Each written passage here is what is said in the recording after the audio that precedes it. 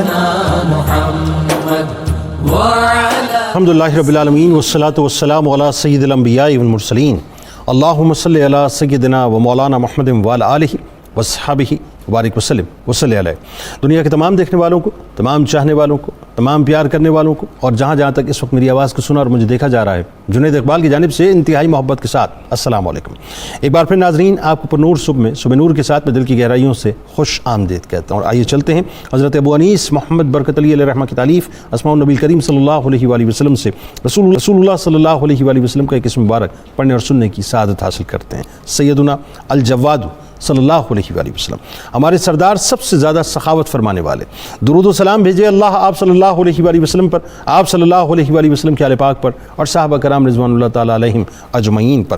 حضرت ابو ہریرہ رضی اللہ تعالیٰ عنہ سے روایت ہے کہ حضور نبی صلی اللہ علیہ وآلہ وسلم نے ارشاد فرمایا کہ اگر میرے پاس احد پہاڑ کے برابر بھی سونا ہوتا تو مجھے یہ بات بہت پسند ہے کہ 3 راتیں مجھ پر اس حال میں نہ گزریں کہ اس مال میں سے کچھ بھی میرے پاس موجود ہو، یعنی سب کچھ بانٹ دوں مگر صرف اتنا باقی رکھوں جس سے اپنے ذمے واجب الادا قرض اتار سکوں. ناظرین کرام، آج جس پاک ہستی کے یوم شہادت ہے، یقیناً ان کا تذکرہ پاک آتا ہے تو ایک ڈھارس اور روح کو ایک تسکین پہنچتی ہے کہ ہاں ہم اس بات کے دعوے دار ہیں کہ ہم ان کے غلاموں در غلاموں میں شامل ہیں، اور انشاءاللہ کل بروز محشر یہی غلامی انشاءاللہ شفاعت کا سبب بنے گی، ہماری نجات کا سبب بنے گی. سیدنا امام زین العابدین علیہ السلام کے یوم شہادت کے حوالے سے ناظرین آج ان کی بارگاہ میں ہم ہدیہ عقیدت پیش کریں گے. بات یہ ناظرین کہ راہ خدا میں جب بھی کسی پریشانی سے دوچار ہوں، بہت توجہ سے میری بات سمجھنے کی کوشش کیجیے گا، تو سلف و صالحین اور خاص کر غرانہ اہل بیت کو پیش آنے والے مصائب کا تصور کریں اور دیکھیں کہ انہوں نے کس طرح ثابت قدمی اور خوش دلی سے تمام مصائب کا مردانہ وار سامنا کیا، اور زبان تو کجا دل میں بھی شکوہ شکایت کو پناہ نہ دی. مصائب و آلام کے پہاڑ ٹوٹے مگر گھبرا کر بے صبری کا مظاہرہ نہ کیا، کسی بھی لمحے پائے ثبات میں لرزش نہیں آئی. چاروں طرف سے ظلم و جبر کی تند و تیز آندھیوں میں گھرے ہونے کے باوجود امام علی مقام امام حسین علیہ السلام کی یہ نور نظر جرت حیدری کا مظاہرہ کرتے ہوئے اعلاء کلمت الحق کو مکمل طور پہ بلند کرتے رہے، اور استقلال و استقامت کا وہ منظر پیش کرتے رہے کہ پہاڑوں کی چوٹیاں بھی سر اٹھا کر حیرت کے ساتھ ان کے عزم و حوصلے کو تکتی رہیں. ناظرین کرام، جو ہر وقت ہر پل راضی برضا رہے، یہ وہ عظیم ہستی ہیں جو گھرانہ اہل بیت کی چشم و چراغ ہیں، امام علی مقام امام حسین علیہ السلام کے نور نظر ہیں، مولا کائنات مولا علی کرم اللہ وجہ الکریم اور سیدہ فاطمہ الزہرا سلام اللہ علیہا کے پوتے ہیں، بی بی زینب سلام اللہ علیہا کے بھتیجے ہیں، اور ائمہ اہل بیت کی سنہری کڑی کے چوتھے امام ہیں، جن کی بارگاہ ناظرین پریشان حالوں کی ڈھارس ہے اور مصائب زدہ لوگوں کی جائے امان ہے، جن کی عبادتوں کو فخر ہے کہ وضو اقامت کے درمیان جن کے بدن پر ایک کپکپی کی کیفیت طاری ہو جاتی تھی، جن کے سجدوں پر ساجدین کی جماعت نازاں ہے، جو زہد و تقوی کا استعارہ ہیں، جو تعظیم کا مرکز اور عقیدتوں کا مکمل محور ہیں، جو خود علوم دینی اور علم و عمل کا سرچشمہ ہیں، جن کے اجداد علم و عمل کے مجمع البحرین ہیں. 25 سال کی عمر میں ناظرین یہ کہہ دینا روا روی میں جملہ بہت آسان ہے، لیکن اس جملے کو رک کے ٹھہر کے سمجھنے کی، اس کی شدت کو محسوس کرنے کی ضرورت ہے کہ 25 سال کی عمر میں جن کا نوری گھرانہ ومائے اصحاب ان کی نگاہوں کے سامنے مکمل طور پہ ذبح کیا گیا، روزانہ رات 1000 کے قریب نوافل ناظرین ادا کرنے والے، عابدین کے سرتاج، مدینے کے سینکڑوں گھروں کی کفالت کرنے والے امام سجاد علیہ السلام کی بارگاہ میں جب کوئی سائل آتا تو انتہائی خوش اور مسرور ہو جایا کرتے تھے اور فرماتے تھے. اب جملے سنیے ناظرین، یعنی جن کے صدقے ہمیں سب کچھ ملنا ہے ان کے جملے سنے کیا فرماتے ہیں کہ خدا تیرا بھلا کرے کہ تو میرا زاد آخرت اٹھانے کے لیے آ گیا ہے. یعنی ناظرین عاجزی کا یہ عالم، انکساری کا یہ عالم کہ جن کے صدقے ہم گناہ گاروں کی نجات ہونی ہے، جن کی صدقے ہم گناہ گاروں کی بخشش ہونی ہے، جن کے صدقے ہمیں شفاعت کے پروانے ملنے ہیں، وہ آنے والے سوالی کے احسان مند ہوا کرتے تھے۔ ناظرین کرام، اہل بیت کی صبر کی گٹھی بھی بڑی عظیم گٹھی ہے کہ امام زین العابدین علیہ السلام بچپن میں بیماری کے عالم میں اپنے بابا جان امام علی مقام امام حسین علیہ السلام سے جس خواہش کا اظہار کرتے ہیں وہی خواہش ان کی منزل بنی کہ بابا جان اب خدا کے فضل سے اچھا ہوں۔ بیماری کا عالم تھا، بڑا طویل واقعہ ہے، میں مختصر بیان کر رہا ہوں کہ اب اللہ کے فضل سے اچھا ہوں، مگر میری خواہش صرف یہ ہے کہ خدا وند عالم میرا شمار ان لوگوں میں کرے جو پروردگار عالم کے قضاء و قدر کے خلاف کوئی خواہش نہ رکھتے ہوں۔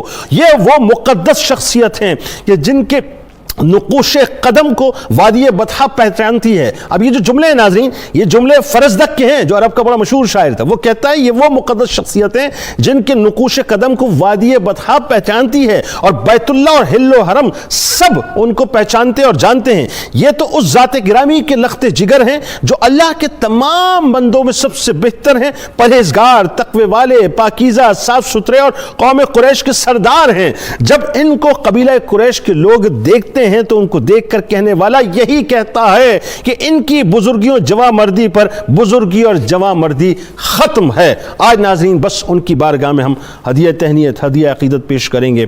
اللہ تبارک و تعالیٰ ان کا صدقہ ذکر کرنے والوں کو بھی عطا کرے اور آپ جتنے بھی لوگ ہمارے ساتھ شامل ہیں سب کو عطا فرمائے۔ پہلی شخصیت ہمارے ساتھ تشریف فرمائیں، بزرگ شخص ممتاز عالم دین محترم جناب پروفیسر محمد سعید احمد خان صاحب۔ دوسری شخصیت ممتاز عالم دین بزرگ شخصیت جناب پیر قمر الشکور احمد صاحب۔ تیسری شخصیت ممتاز اسکالر محترم جناب پروفیسر عبدالقدوس دورانی صاحب، اور آخری میں انشاءاللہ ملک کے معروف شناخواں جناب محمد ذیشان بٹ صاحب منقبت کا نذرانہ پیش کریں گے۔ پروفیسر صاحب آپ سے آغاز کرتے ہیں۔ امام زین العابدین علیہ السلام، ظاہر ہے یہ تو وہ ہستیاں ہیں صاحب کہ ہم تو کون اور ہماری اوقات کیا اور ہمارا علم کیا یا فہم کیا کہ ہم ان کا تعارف پیش کریں، ان کی فضیلت بیان کریں۔ بس وہی بات ہے، ان کی فضیلت بیان کر کے دراصل ہم اپنی زبانوں کو رفت دیتے ہیں۔ تو آپ کے جو شخصی اور خاندانی فضیلت ہے ذرا عشق کے اس منظر کی طرف ہمیں لے کے جائیے۔ بسم اللہ الرحمن الرحیم، اللہم صلی علی محمد وعلی آل محمد وبارک وسلم۔ کیا پیارا نام ہے، آپ نے کتنے خوبصورت انداز میں سننے والوں کو اس عظیم انسان کی عظمتوں کی طرف متوجہ کیا۔ جزاک اللہ، جزاک اللہ۔ ہم جب ان کا نام زبان پر لاتے ہیں تو ہماری زبانیں ہی پاک نہیں ہوتی، ہمارا وجود اللہ تعالیٰ گناہوں سے پاک کر دیتا۔ اللہ، ان کے ناموں میں ہی وہ تاثیر ہے۔ اللہ، آپ تو وہ ہیں کہ مثل جد خود امام اولیاء، اللہ، جو پدر مشہور در صبر و رضا۔ اللہ، آپ ابو الحسن، ابو محمد، آپ زین العابدین، سجاد، ذو صفنات۔ علماء کہتے ہیں کہ آپ کو سجاد کیوں کہا جاتا تھا کہ آپ جب بھی کوئی کار خیر بجا لاتے تو اس پر سجدہ کرتے، اللہ اکبر، جب اللہ کی کسی نعمت کا ذکر کرتے تو سجدہ بجا اللہ لاتے، اکبر، جب کوئی آیت سجدہ آتی سجدہ کرتے، اللہ اکبر، آپ جب کبھی دو آدمیوں کے درمیان صلح کراتے تو اس پر بھی سجدہ بجا لاتے۔ اللہ اکبر، اللہ اکبر۔ سیدنا امام زین العابدین، عرب اور عجم کا شرف آپ کی ذات میں جمع ہے۔ اچھا، والد امام حسین رضی اللہ عنہ کون نہیں جانتا، اللہ اکبر، اور والدہ نوشیروان کی پوتی، نوشیروان عادل کا نام دنیا میں کون نہیں جانتا۔ ٹھیک ہے۔ حضور نبی اکرم رحمت عالم صلی اللہ تعالی علیہ وسلم نے آپ کے دنیا میں تشریف لانے کی پیش گوئی بھی فرمائی۔ اللہ، البدایہ و نہایہ والا لکھتا ہے کہ ابو زبیر کہتے ہیں کہ ہم جابر بن عبداللہ کے پاس تھے، ٹھیک ہے، کہ اتنے میں حضرت امام زین العابدین تشریف لائے تو سیدنا حضرت جابر رضی اللہ عنہ کہتے ہیں کہ ہم ایک دن رسول اکرم رحمت عالم صلی اللہ علیہ وسلم کی خدمت میں موجود تھے کہ آپ کے پاس آپ کے نواسے سیدنا امام حسین رضی اللہ تعالی عنہ تشریف لائے۔ اللہ، سب سے پہلے حضور علیہ الصلاۃ و تسلیم نے اپنے پیارے نواسے کے سر کو، پیشانی کو بوسہ دیا، سبحان اللہ، پھر اپنے سینے سے لگایا، سبحان اللہ، اور پھر اپنے پاس بٹھا کر فرمایا کہ میرے پیارے بیٹے حسین کو اللہ بیٹا دے گا جس کا نام علی ہوگا۔ سبحان اللہ، قیامت کے دن حاملین عرش فرشتوں میں سے ایک فرشتہ آواز دے گا کہ سید العابدین کھڑا ہو، تو اس وقت امام زین العابدین کھڑے۔ سبحان اللہ، سبحان اللہ، اب کیا ذکر کریں؟ اللہ اللہ اللہ دادا کون ہے؟ اللہ حیدر کرار۔ اللہ اکبر۔ دادی کون ہے؟ جنت کی عورتوں کی سردار۔ اللہ اکبر۔ جب آپ کی دادی پاک کا نام ہمارے سامنے آتا ہے تو مجھ جیسے طالب علم کے سامنے وہ منظر آتا ہے کہ ہر طرف محشر کے دن نفسی نفسی ہوگی۔ اللہ اکبر۔ لیکن جب حضور سید عالم صلی اللہ علیہ وسلم یعنی سیدنا امام زین العابدین کی دادی صاحبہ حضور علیہ السلام کی بیٹی سیدہ فاطمہ اللہ گی تو کیفیت یہ ہوگی کہ 70,000 حوریں دائیں طرف، 70,000 حوریں بائیں طرف، 70,000 اور منادی پکارے گا، سروں کو جھکا لو۔ پہلے کہے گا کہ آنکھیں بند کر لو، ہائے ہائے ہائے، غضوا ابصارکم، اپنی نگاہیں بند کر لو، پھر کہے گا نکسوا رؤوسکم، اپنے سروں کو جھکا لو، اللہ، اور یہ اس وقت تک جھکائے رکھو جب تک یہ سواری اللہ نہ اکبر، جائے۔ اللہ اکبر۔ ان کے پوتے والدہ کون ہے؟ شاہ بانو یا شاہ زنا یا سلامہ سلافہ کا ہی نام آئے۔ اللہ رب العزت نے سیدنا امام عالی مقام کو جب اس عظیم بیٹے سے نوازا اللہ تو آپ نے ان کی تربیت کا بھی پورا اہتمام کیا۔ پروفیسر صاحب اس تربیت کے حوالے سے بات کو آگے بڑھاتے ہیں۔ جی ہاں، آپ نے کن سے تربیت لی؟ علی مرتضیٰ سے بھی آپ کو بالکل ٹھیک ہے، بالکل ٹھیک۔ اس کے بعد ام المومنین سیدہ عائشہ صدیقہ، سیدہ ام سلمہ، سیدہ حضرت صفیہ، اور پھر سیدنا ابو ہریرہ رضی اللہ عنہ اور دیگر صحابہ کرام۔ اسی میں گفتگو کرتے ہیں، آگے بڑھاتے ہیں بات کو۔ یہ جو پیر صاحب بڑی اہم ترین بات ہے کہ میں کبھی کبھی سوچتا ہوں کہ بلا تمثیل عرض کر رہا ہوں کہ ہم جیسے گناہ گاروں کی تربیت تو ظاہر ہے عام لوگوں نے کی ہے، لیکن جن کے گھر میں علم کے سمندر بہتے ہوں، مطلب ظاہر ہے جو انا مدینۃ العلم ولی بابوہا کا شرف اللہ کی طرف سے لے کے ظاہر کائنات میں جلوہ گر ہوئے ہوں، اور جن کے ظاہر فیضان سے باب مدینۃ العلم مولا کائنات تشریف فرما ہو، ان کا فیض جب ان کو عطا ہوا تو ذرا بتائیے کہ تعلیم کیسے ہوئی، تربیت کیسے ہوئی، پھر تعلیم اور تربیت کے بعد جو اللہ نے ایک علمی مقام آپ کو عطا فرمایا امام زین العابدین علیہ السلام کو، فرمائیے۔ بسم اللہ الرحمن الرحیم۔ حضرت امام زین العابدین علیہ السلام کی ولادت پاک کے حوالہ سے جو معتبر ترین قول ہے وہ 38 ہجری ایک قول ہے۔ اس حوالہ سے دیکھا جائے تو 2 سال حضرت امام زین العابدین علیہ السلام کو آغوش جناب امیر المومنین مولا علی مرتضیٰ میں تربیت کا موقع ملتا ہے۔ وہ بھی ابو الائمہ ہیں اور آپ خود امام ہیں، یعنی چوتھے امام اہل بیت اطہار کے۔ اس حوالہ سے آپ کو جو تعلیم، تربیت اور جو کچھ اس آغوش سے نصیب ہوا وہی سب سے بلند، سب سے اعلیٰ، سب سے اس سے بہتر ہو ہی نہیں سکتا، اس سے بہتر تو ہو ہی نہیں سکتا۔ اس کے بعد پھر 10 سال 40 ہجری میں جب آپ کی شہادت ہو گئی حضرت مولا علی مرتضیٰ کی، تو 10 سال حضرت امام حسن مجتبیٰ علیہ السلام کی صحبت میں، تربیت میں، آپ کی بارگاہ سے علوم کے سیکھنے میں گزرا، اور پھر 50 ہجری میں ان کی شہادت کے بعد حضرت امام حسین علیہ السلام جو براہ راست مدینۃ العلم سے فیض یافتہ تھے، باب مدینۃ العلم سے تو تھے ہی، براہ راست مدینۃ العلم سے بھی فیض یافتہ تھے، اور جن کا اس دنیا میں آتے ہی جنہیں لعاب دہن رسول صلی اللہ علیہ وآلہ وسلم بطور گٹی نصیب ہوا، ان کی بارگاہ سے ان کے بیٹے ہونے کے ناطے آپ فیضیاب ہوئے، اور ان کی تعلیم و تربیت سے آپ نے روشنی اور ہدایت کا سفر مزید آگے بڑھایا۔ جس طرح آپ نے اس کے حوالہ سے دیکھا کہ واقعہ کربلا میں تو یقیناً آپ کا کردار اللہ رب العزت نے چونکہ نسل رسول مقبول صلی اللہ علیہ وآلہ وسلم کی حفاظت کا وعدہ سورہ کوثر کی صورت میں اپنے حبیب سے کیا تھا، اس لیے میدان کربلا میں آپ کو بخار میں مبتلا کر کے اللہ نے دراصل وہ جو انا اعطیناک الکوثر، اے حبیب ہم نے آپ کی کو عطائے کثرت فرمائی، معجزات کی بھی، نسل کی برکت کی کثرت بھی، اور یہ جو فرمایا تھا ان شانئک ھو الابتر، تیسری اور آخری آیت، کہ بے شک آپ نہیں، یہ آپ کو ابتر کہتے ہیں، آس بن وائل دیگر مشرکین، آپ نہیں، آپ کا دشمن مقتول ہے، ایک ہی ہستی میدان کربلا میں یہ بچتی ٹھیک ہے، اور اسے بھی قدرت کاملہ بچاتی ہے۔ اور میں یہاں ایک اپنی عقیدت کا ہی نہیں بلکہ حقیقت سے لبریز ایک جملہ عرض کرنا چاہوں گا کہ حسین جیسے یہ نسل رسول پاک کا جیسے وعدہ تھا اللہ نے بچایا ہے، حسین جیسے عاشق رحمان کبھی اس ہستی کو بھی میدان کارزار سے نہ روکتے جو کم سن ہستی کو ہاتھوں پہ اٹھا کر پیش کر دیتے ہیں۔ یہ تو اللہ نے اپنے رسول کریم صلی اللہ علیہ وآلہ وسلم سے کیا ہوا وعدہ نبھایا ہے۔ اچھا اس میں صاحب ایک سوال ضمناً، پھر ساتھ ساتھ آپ بات آگے بڑھائیے۔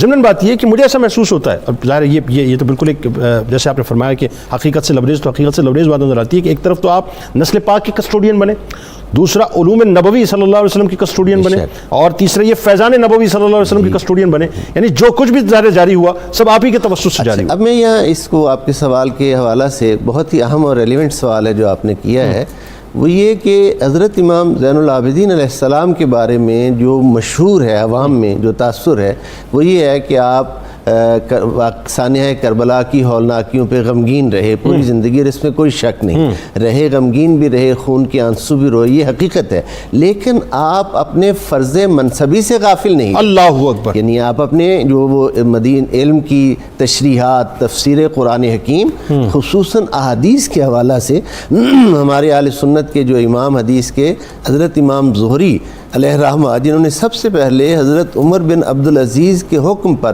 تدوین حدیث کا کام کیا، پہلی صدی ہجری، باقی سیاستہ وغیرہ یہ دوسری تیسری صدی ہجری میں آ رہی ہیں، پہلی صدی ہجری میں تدوین حدیث کا جو کام کیا ہے وہ سب آپ کے فیض یافتہ ہیں، امام زہری آپ کے شاگرد ہیں، وہ آپ سے حدیث رسول پاک صلی اللہ علیہ وآلہ وسلم کا علم حاصل کرتے ہیں۔ اسی طرح فقہ کے بارے میں آپ کی دسترس بہت زیادہ ہے، آپ سے ایک بار روزوں کے واجب ہونے کا سوال ہوا تو آپ نے واجب روزوں کی 4 قسمیں بیان فرمائی۔ اچھا ٹھیک ہے کہ یہ 4 قسمیں ہیں روزوں کی، اور پھر اس کی آگے تشریحات فرمائی۔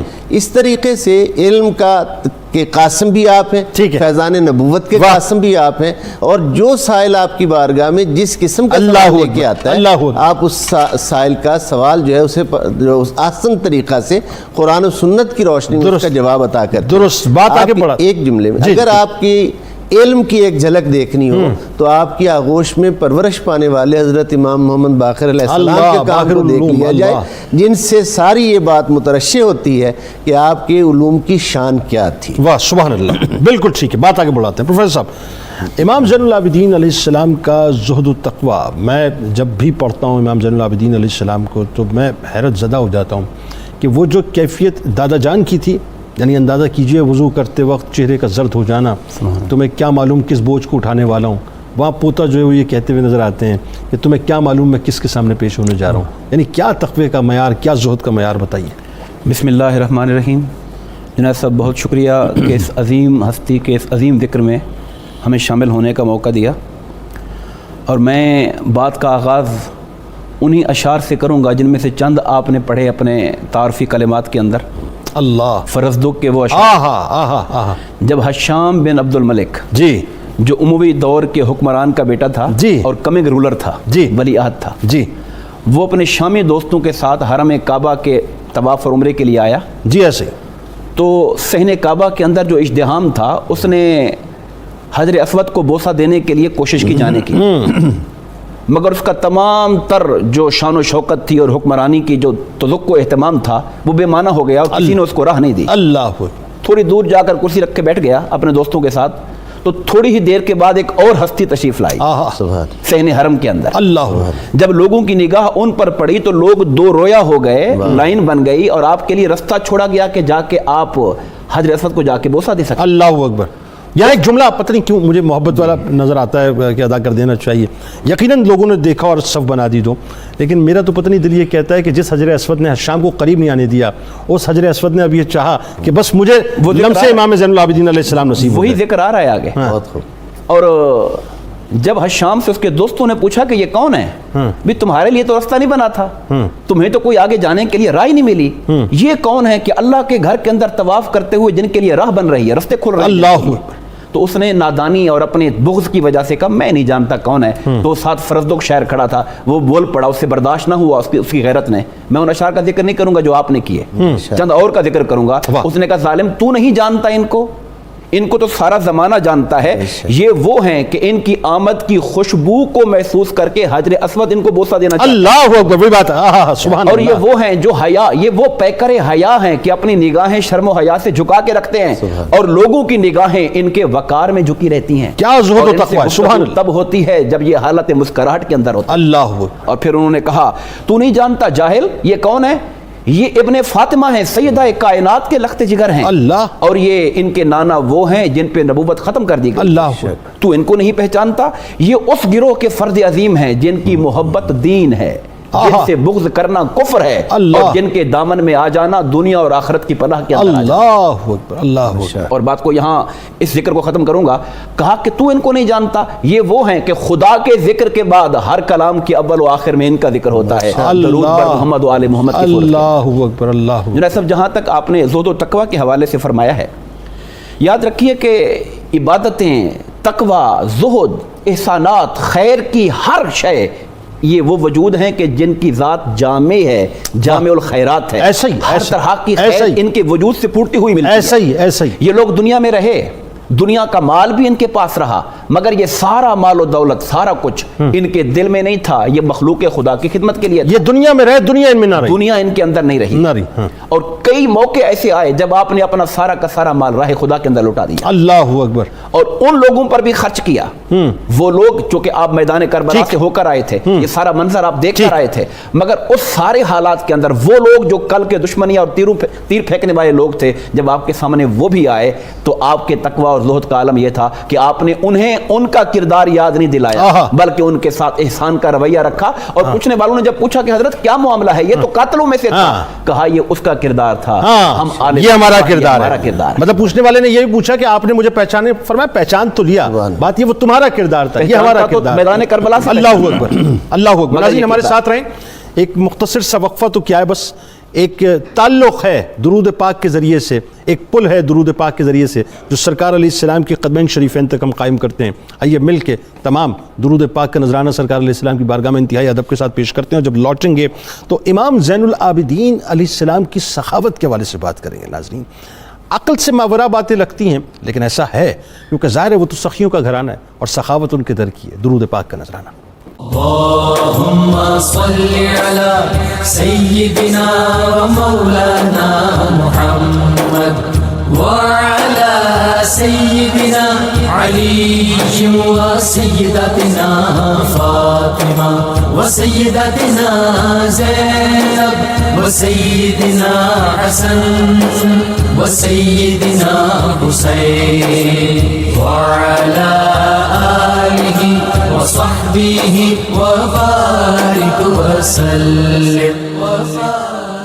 اللهم صل على سيدنا ومولانا محمد وعلى سيدنا علي وسيدتنا فاطمة وسيدتنا زينب وسيدنا حسن وسيدنا حسين وعلى آله وصحبه وبارك وسلم. اللهم صل على سيدنا ومولانا محمد وعلى. ایک بار پھر ناظرین میں آپ کو خوش آمدید کہتا ہوں. امام زین العابدین علیہ السلام کی بارگاہ میں ہدیہ عقیدت پیش کر رہے ہیں. آج ان کا یوم شہادت ہے. اللہ تبارک و تعالیٰ آپ کو ہم سب کو بروز محشر ان کا صدقہ عطا فرمائے. آپ کے اقوال پہ بھی انشاءاللہ آخر میں بات ہوگی, لیکن چند بس میں اپنی طبیعت کے مطابق ان کے اقوال ذریعے پیش کر رہا ہوں. توجہ سے ذرا سنیے گا. فرماتے ہیں کہ لوگوں کے سامنے ہاتھ پھیلانے سے, ہم عموماً لوگوں سے سوال کرتے ہیں, فرماتے ہیں لوگوں کے سامنے ہاتھ پھیلانے سے حیا ختم, یعنی زندگی ذلیل, حیا ختم اور شخصیت तबाह हो जाती है।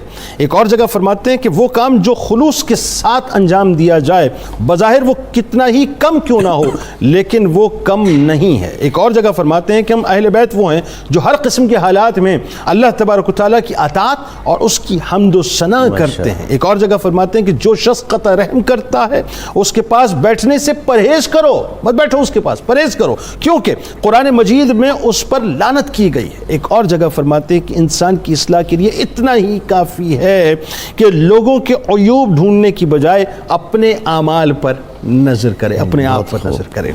आइए ज़रा प्रोफेसर साहब बात का आगाज़ वहीं से करते हैं। इमाम ज़ैनुल आबिदीन अलैहिस्सलाम की सखावत, सखियों का घराना, सखावत आप किधर की? मोहतरम जुनैद साहब, सैयदना इमाम ज़ैनुल आबिदीन आपके अखलाक में रसूलुल्लाह के अखलाक की चमक दमक नुमायाँ थी। अल्लाह अकबर। वो जूदो सखा, वो हिल्म, वो ज़िंदगी भर के असास से अल्लाह की राह में लुटाना, वो तो इस ख़ानदान का एक वस्फ़ है। अल्लाह अल्लाह अल्लाह। इनके लिए कुरान पाक ने कहा कि युतिमून अत्ताआम अला हुब्बिही मिस्कीनम व यतीमम व असीरा, और खिलाते ही नहीं थे बल्कि साथ कहते कि ला नुरीदु मिनकुम जज़ाअम वला शुकुर इन्नमा नुतिमुकुम लिवजहिल्लाह, अल्लाह, हमारे ये काम अल्लाह की रज़ा के लिए। हाय हाय हाय। अब इस्लाम चूँकि ये कहता है कि मखलूक अल्लाह का कुंबा है और इस कुंबे के साथ हमदर्दी करने वाला, प्यार करने वाला जिस कदर बढ़ता चला जाता है उसे उतना अल्लाह का कुर्ब हासिल होता चला जाता है। अब सैयदना इमाम ज़ैनुल आबिदीन की सखावत ज़िंदगी के हर शोबे में, उसकी एक झलक मैं आपको यहाँ इल्मी तौर पर भी बताता चलूँ, सुनने वालों को पसंद आएगी, कि आप हजर अस्वद के पास तवील सजदा करते हैं अल्लाह, और उसके बाद जब दुआ मांगते हैं तो उसमें आपने चंद कलिमात कहे। अच्छा, और वो कलिमात ये थे कि अब्दु का बेफनाए का, अल्लाह तेरा बंदा तेरे सहन में है। अल्लाह। फरमाया मिस्कीनों का बेफनाए का, तेरा मिस्कीन तेरे सहन में है। फ़कीरों का बेफनाए का, तेरा फ़कीर तेरे सहन में है। साइलों का बेफनाए का।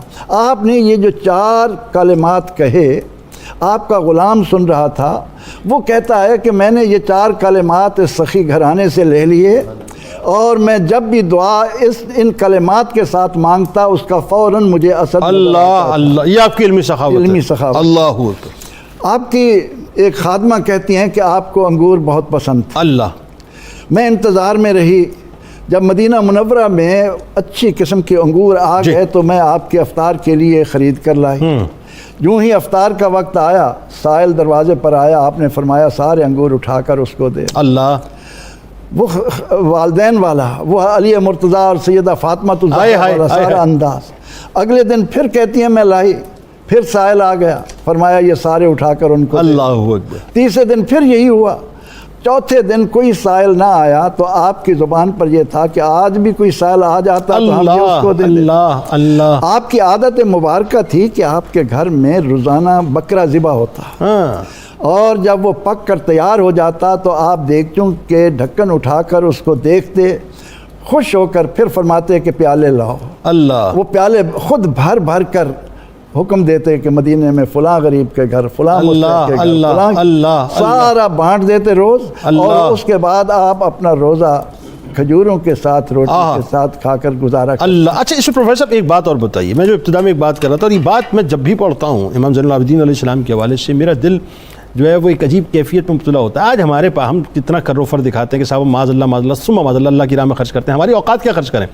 वहाँ जिनके ज़रिए शफ़ाअत होनी है, जिनके ज़रिए कायनात के ख़जाने मिले, वो तो साइल एहसान मानते थे कि तू आया, शुक्र खुदा का, मैं तेरा शुक्रिया अदा करता हूँ कि तू ज़ादे रहा मेरा आखिरत का। क्या क्या कमाल वस्फ़ है। 100 घराने मदीने के पलते थे, ये बताइए।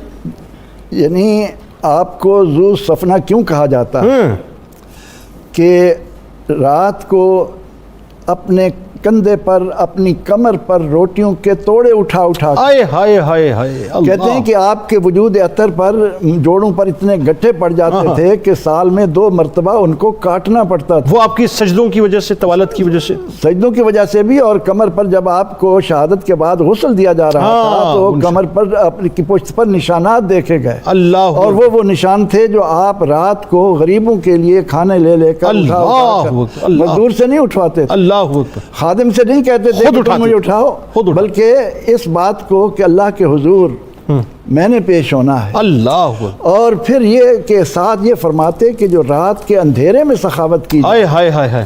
یعنی ہم تو ٹھیک. ذرا سی بات ہوتی ہے اس کی نمائش کرتے ہیں، لیکن آپ کی یہ سخاوت اللہ تعالیٰ کی رضا کے لیے اور اس کے بندوں کے ساتھ محبت کے لیے مثالی تھی. مطلب کیسی بات ہے. میں کیا عظیم گھرانہ، کیا عظیم ہستیاں، لیکن اس کے بعد یہ جو عمل ہے یہ بنیادی طور پہ اصل میں تو ہمارے لیے نہیں تعلیم کہ ہمیں کرنا کیا ہے. پھر صاحب ایک اور بات بتائیے کہ امام زین العابدین علیہ السلام، اب وہ موقع ہے کہ جہاں پر میں چاہتا ہوں کہ آپ لوگوں کو بتائیں کہ آپ کا جو صبر اور آپ کی استقامت، یعنی یہ ابتدا میں نے ایک جملہ کہا کہ روا روی میں ہم کہہ تو دیتے ہیں کہ 25 برس کی عمر میں سب کچھ ذبح ہوتے ہوئے دیکھا، لیکن اس کے بعد جو وقت آپ نے گزارا جس استقامت کے ساتھ، پر ظاہر آپ کے خلاف جو سازشیں بھی ہو رہی تھیں، اور خاص طور پہ یہ بھی بتائیے کہ جو اکابرین امت ہیں وہ آپ کو جس انداز سے خراج تحسین پیش کرتے ہیں. دونوں باتیں. ایک بہت ہی ضروری بات میں عرض کر کے پھر آتا ہوں سوال کی طرف، وہ یہ کہ آپ کی چونکہ آپ کا لقب بارگاہ رسالت مآب صلی اللہ علیہ وآلہ وسلم سے آپ کو زین العابدین کا لقب عطا ہوا تھا، تو اس حوالہ سے آپ کا یہ ارشاد مبارک آج ہم اپنے معاملات میں بہتری کے لیے اسے اپنا رہنما اصول بنا سکتے ہیں. فرمایا بعض لوگ خوف کی وجہ سے عبادت کرتے ہیں، اللہ یہ غلاموں کی عبادت، اللہ بعض لوگ جنت کی تمام عبادت کرتے ہیں، اللہ یہ سوداگروں کی عبادت. جو خدا کی عبادت صرف خدا کے لیے کرتا ہے یہ آزاد بندوں کی عبادت ہے. یہ جو چیز ہے یہ ہمیں آج سمجھنا چاہیے. اور خاص طور پر آپ نے دعا جو ہے جس کی کلام مجید میں بہت زیادہ تاکید بھی ہے، وَإِذَا سَأَلَكَ عِبَادِي عَنِّي فَإِنِّي قَرِيبٌ أُجِيبُ دَعْوَةَ الدَّاعِ إِذَا دَعَانِ. یہ سورہ بقرہ کی مبارک آیت ہے. حبیب جب میرے بندے آپ سے میرے بارے میں سوال کریں تو آپ انہیں فرما دیں میں ان کے قریب ہوں، ان کی دعاؤں کو سنتا ہوں. یعنی اس طرح کی اور جو ارشادات ہیں، مناجات بھی کئی آپ سے جو وہی میں عرض کرنے والا ہوں کہ آپ نے دعا کو باقاعدہ ایک عبادت کا بالکل ٹھیک عبادت کا درجہ دے کر اس قدر آپ دعائیں فرمایا کرتے تھے. قاضی الحاجات کی بارگاہ میں اس قدر دعائیں فرمایا کرتے تھے، اور وہ دعائیں حضور علیہ السلام کی امت کے لیے بھی ہوتی، فقراء اور مساکین کے لیے بھی ہوتی، اور اپنی آخرت کی بہتری کے لیے بھی ہوتی. یعنی یہ آپ کی زندگی کا نمایاں ترین وصف عبادت کے بعد جو ہے سخاوت، عبادت کے بعد خاص طور پر کہ آپ نے دعا کو ایک باقاعدہ عبادت بنا دیا. اور آپ کی زندگی حیات طیبہ کو جب بھی پڑھا جاتا ہے مناجات کا ذکر ایک باقاعدہ چیپٹر ہے اس حوالے سے، آپ کی سیرت پاک کا مناجات کے حوالے سے. اب آئیے اس بات کو دیکھیں کہ آپ کی شخصیت کو اور آپ کی عظمت کو اور آپ کی اولو العزم ہونے کو آپ کس قدر خراج عقیدت جو ہے کیسے پیش کیا جاتا ہے. جب واقعہ حرہ ہوتا ہے تو واقعہ حرہ میں مروان کے مظالم کوئی چھپے ہوئے نہیں ہیں. یہ وہ شخص ہے جو 28 رجب کو حضرت امام حسین علیہ السلام کو جب گورنر مدینہ بیعت کے لیے بلاتا ہے تو اس وقت یہ اس سے کہتا ہے کہ اگر آج ان کو چھوڑ دیا تو پھر یعنی قتل امام حسین کی طرف سب سے پہلا اشارہ کرنے والا یہ شخص ہے. اس کے باوجود اس میں چونکہ اہل مدینہ نے، صحابہ کرام علیہم رضوان نے، تابعین نے اور ان کی اولادوں نے، صحابہ کی اولادوں نے بغاوت کر دی یزید کے مظالم کو دیکھ کر جب لٹا پٹا قافلہ آیا. تو مروان کے لیے وہ اس وقت وہاں کا گورنر تھا، اس کے لیے اپنے بچوں کو پناہ دینا جو ہے وہ ایک بہت بڑا مسئلہ تھا. اس سے یہ تھا کہ یہ جو ایک لہر اٹھی ہے اس میں بھی اور میرا خاندان بھی. حضرت عبداللہ ابن عمر رضی اللہ تعالیٰ عنہما کے پاس مروان نے آیا اور کہا کہ کیا مجھے آپ امان دے سکتے ہیں؟ انہوں نے کہا نہیں، میں نہیں. آج کے دن اگر امان کوئی دے سکتا ہے اور ایمان کو نبھا سکتا ہے، یہ جملہ ذہن میں رہنا چاہیے، امان کو نبھا سکتا ہے تو وہ صرف علی بن حسین ہے، سیدنا امام زین العابدین علیہ السلام. مروان آپ کے در دولت پہ حاضر ہوا اور آپ سے امان چاہی تو آپ نے فرمایا ٹھیک ہے تم اپنے اہل خانہ کو بھجواؤ، انشاءاللہ العزیز ہم اسے اپنی امان میں رکھیں گے. یہ اعلیٰ ظرفی، کیا شان ہے. یعنی عبادات تو آدمی اپنے لیے کرتا ہے، یہ وہ تو ہے، لیکن یہ اعلیٰ ظرفی کہ اپنے باپ کے قتل، عظیم باپ کے بالکل اس گرگٹ کو جو ہے بنیادی طور پہ اس کے بچوں کو پناہ دینے والی ذات حضرت امام محمد باقر علیہ السلام کی. آپ کی ذات والا صفات کو تمام آپ کے بعد آپ سے اکتساب فیض کرنے والے محدثین نے، مفسرین نے، بزرگوں نے، علماء نے آپ کے بارے میں وجہ طور پر یہ فرمایا کہ نہ ہم نے ان سے زیادہ قرآن کی فہم رکھنے والا کسی کو پایا.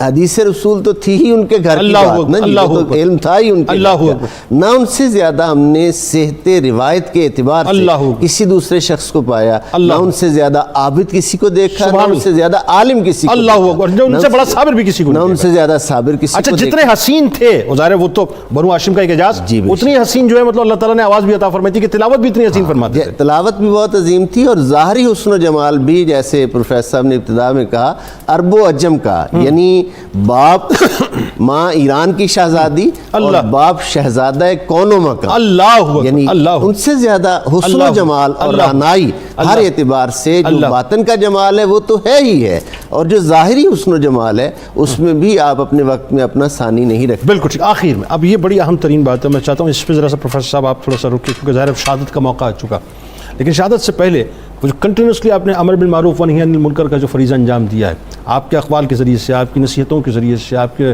مواعظ کے ذریعے سے، ذرا وہ بتائیے. اور وہ ایسے اقوال ہیں کہ اگر وہی بات ہے کہ اگر ہم دل کی نگاہ سے اس کو دیکھیں اور دل ہی کی سماعتوں سے اسے سنیں تو میرا خیال ہے کہ پھر وہ دل ہی کے قریب رہے گا اور کہیں نہیں جائیں گی وہ باتیں. تو ذرا بتائیے ایک تو اقوال و نصائح اور پھر شہادت کے بارے میں. جناب یہ گھرانہ باب و مدینۃ العلم کا گھرانہ ہے، یہاں سے علم و حکمت کے موتی ہی ساری کائنات کو ملے اور مل رہے ہیں. دو اقوال کی طرف، چند کی طرف آپ نے اشارہ کیا تھا اپنی گفتگو میں کہ جو شخص قطع رحم کرتا ہے اس کے بعد بیٹھنے سے پرہیز کرو، کیونکہ اس پہ اللہ کی لعنت ہوتی ہے.